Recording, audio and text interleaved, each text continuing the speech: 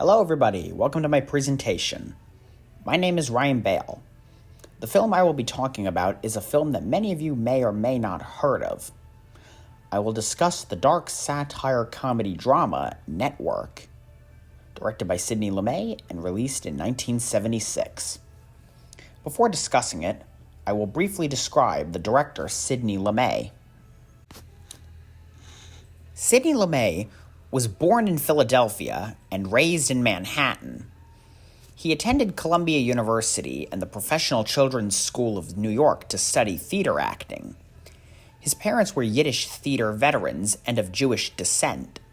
At the age of 4, Lumet had his radio debut, and at the age of 5, he made his theatrical debut at the Yiddish Art Theater. At 15, he starred in his first full-length motion picture in 1939. Lumet began his career as a radar repairman after World War II and rose to prominence as a TV director.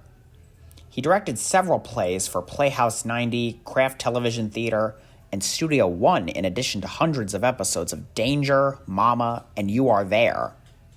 Lumet made his directorial debut with the critically acclaimed film 12 Angry Men in 1957. This made him skilled at making film adaptations of stories from other mediums. The film tells the story of how a television network learns that it may be challenging to manage the insane former anchor's message as it cynically takes advantage of his rants about the news industry for its financial gain. The film is 2 hours and 1 minute in length. Network came only 2 years after the on-screen suicide of television news reporter Christine Chubbuck in Florida. Screenwriter Paddy Chayefsky used the idea of a live death as his film's terminating focal point to say later in an interview, television will do literally anything for a rating. Chayefsky originally wrote for Howard Beale to bray that he will blow his brains out right on the air like that girl in Florida, which was met with a delete. Sidney Lumet made the statement that the character of Howard Beale was never based on any real-life person. Before beginning his screenplay, Chayefsky visited network TV offices. He was surprised to learn that television executives did not watch much television. The programs they put on had to be bad, had to be something they wouldn't watch, he remarked. Imagine having to work like that all your life. When he began writing the script, he intended it for it to be a comedy, but instead directed his frustration at the content being broadcast on television, which he described as an indestructible and terrifying giant that is stronger than the government, into the screenplay. It became a dark satire about an unstable news anchor in a broadcasting company and a viewing public all too happy to follow him over the brink of sanity. The character of network executive Diana Christensen was based on NBC daytime television programming executive Lynn Boland, which Boland disputed.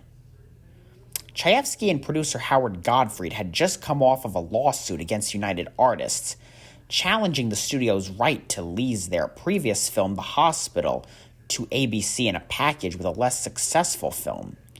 Despite this recent legal action, Chayefsky and Gottfried signed a deal with United Artists to finance Network until the studio found the subject matter too controversial and backed out.